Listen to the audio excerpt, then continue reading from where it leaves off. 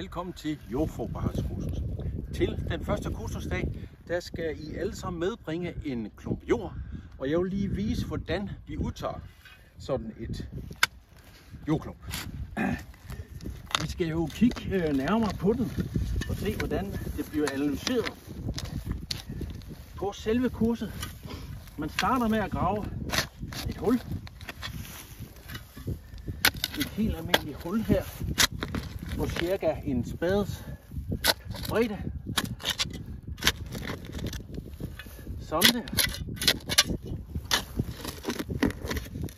Så sætter vi spaden ned, så vi laver en firkantet klump jord her.